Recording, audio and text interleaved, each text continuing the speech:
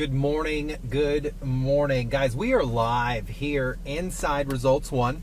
Thank you for joining with me this morning out here, and out here on a Thursday, back again, unfortunately, down in Poinciana. Now, we're in Poinciana because our topic was timely. We were going to talk about four-way stops. I may be a little overly irritated today, or for some of you, overly pointed, just because I think it's absolutely ridiculous that we can't stop at stop signs, that we have 15-year-olds driving, and in return it leads to 3 children dead and their grandmother. Pissed off is not even close to where I'm at on it, but we're going to do our best to really drive home the topic of driver responsibility, peer responsibility, parents' responsibility, and the responsibility of a driver behind the wheel at any point in time while they are out and about. So we're here at Poinciana. I'm at the intersection of San Miguel and Laurel Avenue, San Miguel Road and Laurel Avenue. Like I said, in the community of Poinciana. This intersection 11 days ago suffered a devastating blow to the community when a 15-year-old driver who should have never been behind the wheel ran a stop sign, T-boning a family and killing so many people. So now the community has rallied to have effective change, get results out here at this intersection. And you could see it's a lively intersection today. The county has come up with a plan to go ahead and turn this into a 4-way traffic stop out here, a 4-way complete stop.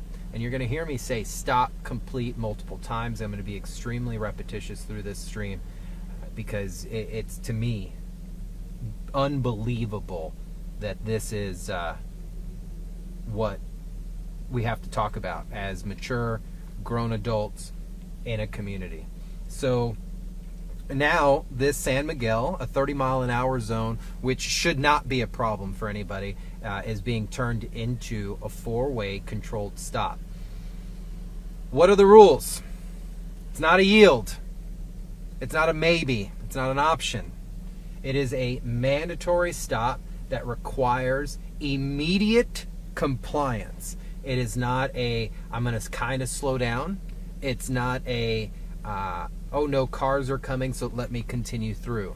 It is, there is a stop sign. I am required to come to a final rest, meaning my car comes to a stop and sits there for a second, and then you proceed through if no one else is there. We're going to go out to the stop here in just a few, and we'll look at this intersection and what the changes that are coming.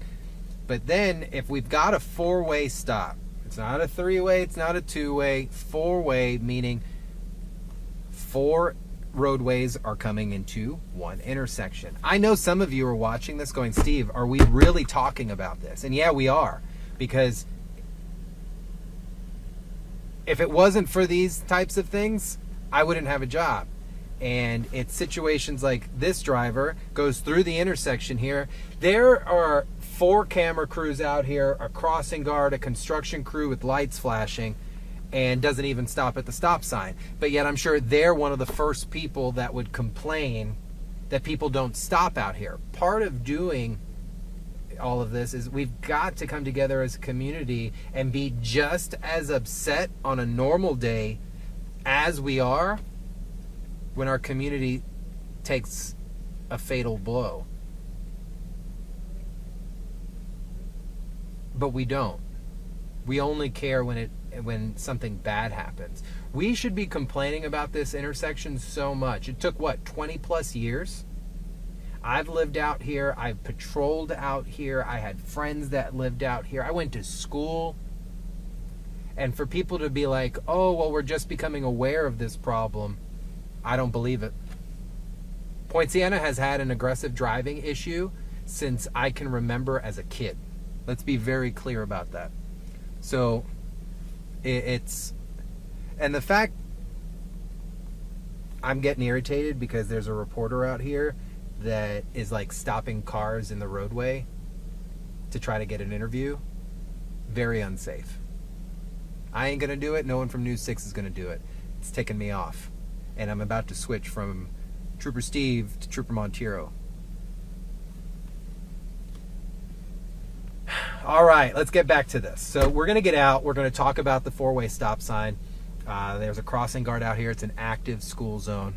And we will talk about what you should be approaching. Even right now, there is no stop on San Miguel, but there's a crosswalk. So if someone was to stop out there, would you be required to cross? And would you be required to stop? And the answer is yes, guys. So let's hop on out. I'm going to put my shades on. We'll get out and check some things out and see what's going on.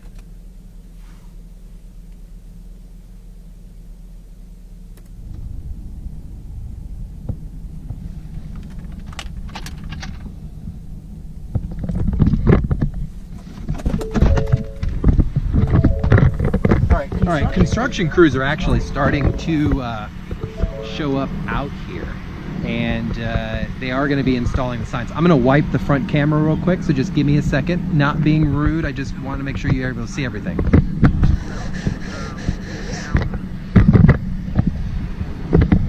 So there are a lot of community members out here waiting for that sign to be installed. We're going to go across here and show you where that installation will be taking place.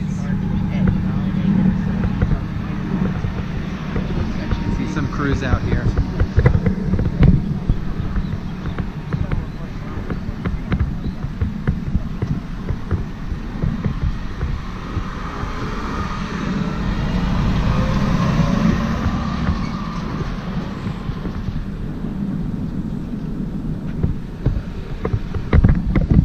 So this is the intersection, unfortunately, where that crash took place. Now, of course, we visited out here once before.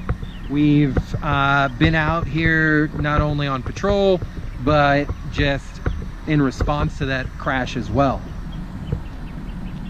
It blows my mind that a simple street like this has issues like this, and we shouldn't see anything like that.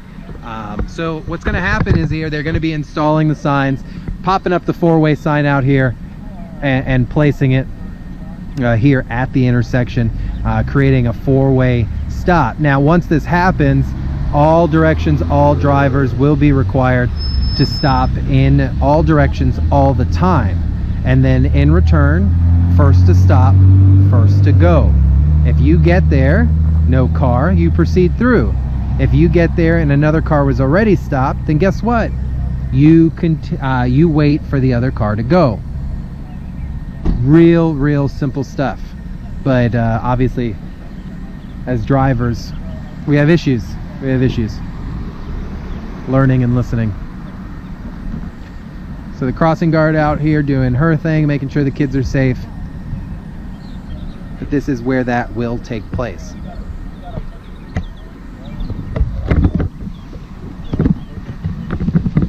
So this is the stop sign that's going to get installed.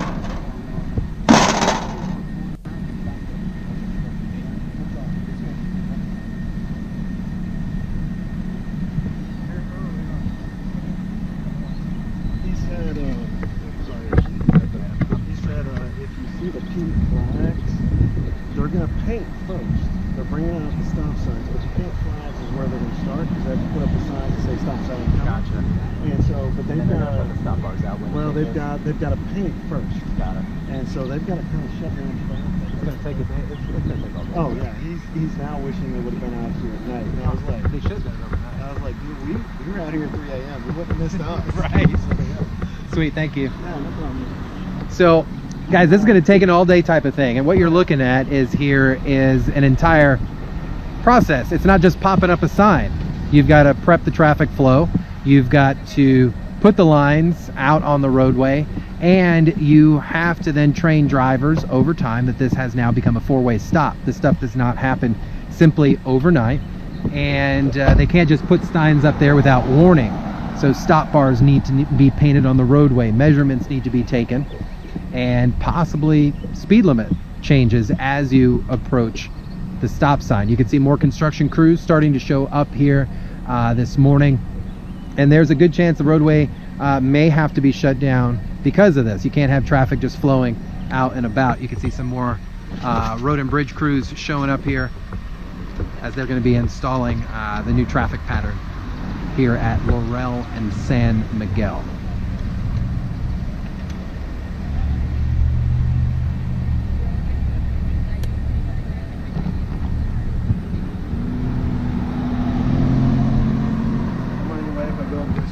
Not at all, man.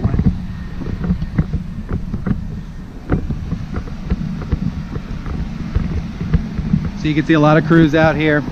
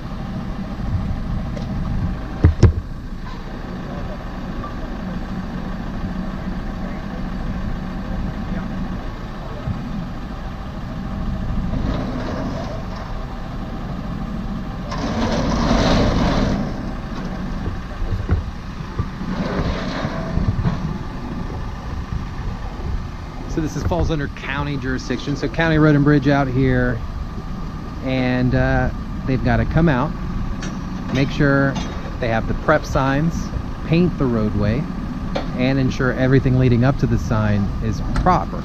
You can't just pop up a stop sign. So these gentlemen come out here and make sure it's done in a way that other drivers know what is now happening.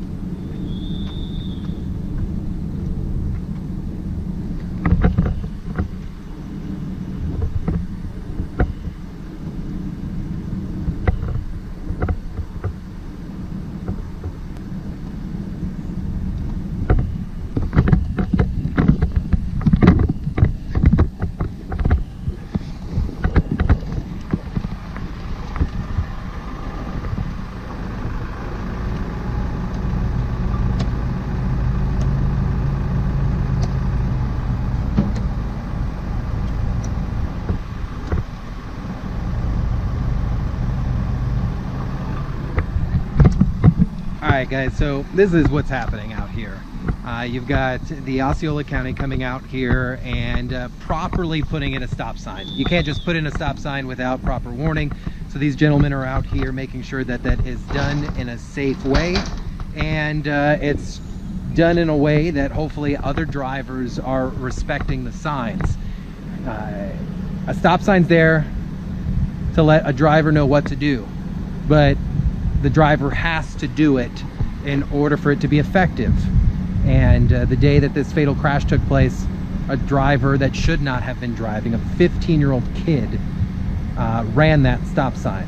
So now this intersection here at San Miguel and Laurel will become a four-way traffic stop. But in order for this to work, the driver's got to pay attention. So I will be out here for the remainder of the morning. Make sure you tune in to News 6 at 9. We're going to have in-detail coverage of what's going on. So let's hop back in the truck real quick.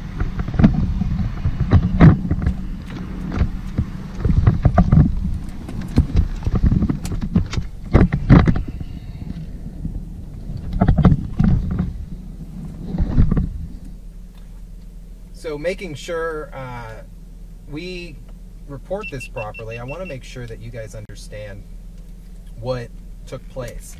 It's odd to me, this is one of the fastest installs of a sign I've ever seen. Ever. I've never seen a stop sign come up so quickly in my life. I'm happy about it. However, I think we need more. Personal opinion, we need speed bumps out here. Large, uncomfortable speed bumps. This is a residential area. There is no businesses right here. There is no shopping center here. So 30 miles an hour with some Mount Everest style speed bumps would get someone to slow down almost instantly. If not, they would learn very quickly. Keep with us at News 6 at 9. We're going to come out here, show you what's happening, and keep you up to date with all the information from this intersection.